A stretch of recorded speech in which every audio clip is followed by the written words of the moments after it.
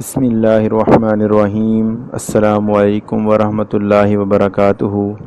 میں ہوں عمر فاروق اور ہمارا چینل رد حنفیت میں ایک بار پھر آپ سب کو خوش آمدید کہتا ہوں۔ اس سے پہلے میں نے 6 ویڈیوز بنائی ہیں اور آج ویڈیو نمبر 7 ہوگی۔ آج جس ٹاپک میں بات کرنا چاہتا ہوں وہ یہ ہے کہ دیوبند کے علماء نے نبی صلی اللہ علیہ وآلہ وسلم کو اپنی شکل میں اتارنے کی کوشش کی ہے۔ اس سلسلے میں آپ کے سامنے ایک کتاب رکھتا ہوں جس کا نام ہے علماء دیوبند کے واقعات و کرامات۔ اس کے مصنف، اس کو لکھنے والے ہیں حافظ مومن خان عثمانی، اور یہ المیزان ادارے نے اس کو چھاپا ہے۔ اس کتاب میں اگر آپ دیکھتے ہیں تو اس کتاب کے صفحہ نمبر 56 پر ایک واقعہ لکھا ہے جس کا ٹاپک ہے اگر ہم حضور علیہ السلام سے کہلوا لیں تو۔ واقعہ میں لکھتے ہیں کہ جب حاجی امداد اللہ صاحب نور اللہ مرکزہ کی کتاب فیصلہ ہفت مسئلہ شائع ہوئی تو مولانا حافظ محمد احمد صاحب رحمۃ اللہ علیہ سابق ممتحن دارالعلوم دیوبند کو خواب میں حاجی صاحب کی زیارت ہوئی۔ حاجی صاحب فرما رہے ہیں کہ بھائی، جب فقہا کی کتابوں سے ان مسائل کی جو فیصلہ ہفت مسئلہ میں ذکر کیے گئے ہیں گنجائش معلوم ہوتی ہے تو تم اتنا تشدد کیوں کرتے ہو؟ انہوں نے کہا حضرت گنجائش نہیں ہے۔ حضرت حاجی صاحب نے پھر فرمایا کہ بھائی گنجائش ہے۔ انہوں نے پھر عرض کیا کہ حضرت گنجائش نہیں ہے۔ جب تیسری مرتبہ حاجی صاحب نے فرمایا کہ اگر ہم حضور اقدس صلی اللہ علیہ وآلہ وسلم سے کہلوا دیں تو، اس پر حافظ صاحب نے کہا کہ حضرت ہم بھی حضور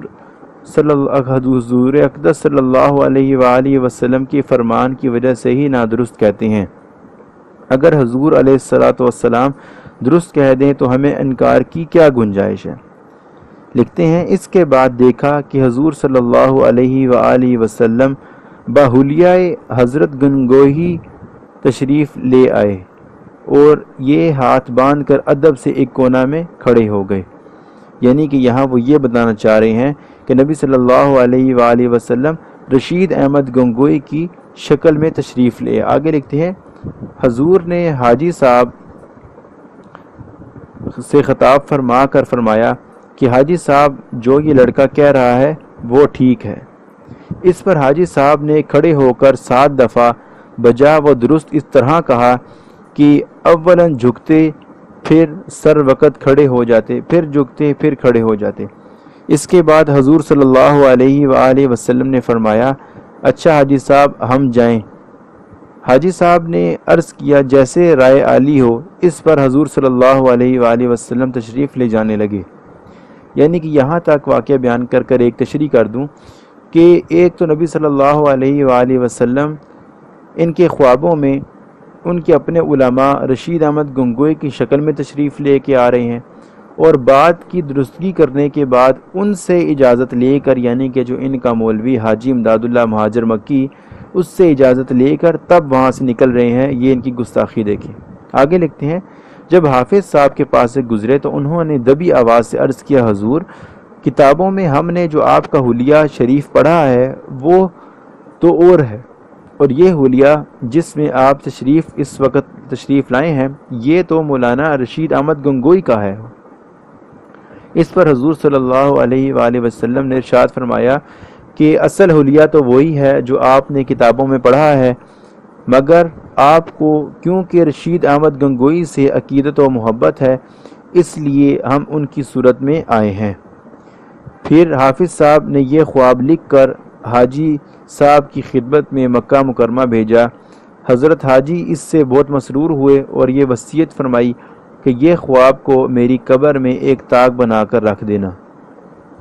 یعنی کہ اس واقعے میں جو خلاصہ نکل رہا ہے وہ یہ ہے کہ نبی صلی اللہ علیہ وآلہ وسلم رشید احمد گنگوہی کی شکل میں تشریف لے کے آئے ہیں اور ان سے اجازت چاہ رہے ہیں، اور جب انہوں نے پوچھ لیا تو نبی صلی اللہ علیہ وسلم نے خود فرمایا کہ میرا اصل حلیہ تو وہی ہے جو آپ نے کتابوں میں پڑھا ہے، لیکن کیونکہ آپ کو رشید احمد سے عقیدت و محبت ہے اس لیے ہم اس کی شکل میں تشریف لائے ہیں۔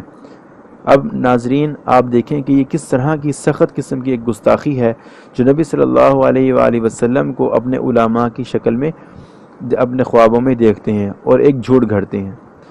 اب میرا فرض ادا ہو گیا، اب آپ لوگوں کا فرض ہے کہ آپ اس ویڈیو کو شیئر کریں اپنے احباب سے، اور خصوصاً ان احباب سے جو کہ دیوبند ہیں اور لا علم ہیں۔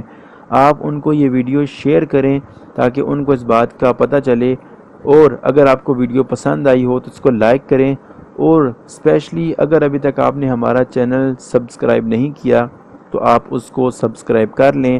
اس سے آپ کو یہ فائدہ ہوگا کہ سبسکرائب کرنے کے بعد آپ کو ہر نوٹیفیکیشن ہماری پہنچ جائے گی، اور سبسکرائب کرنے کے بعد اس کے آگے جو بیل آئیکن ہے جو کہ ایک لال کلر کے ڈبے میں ہے، اس کو بھی ضرور کلک کر لیں، یہ آپ کے لیے بہت مفید ثابت ہوگا۔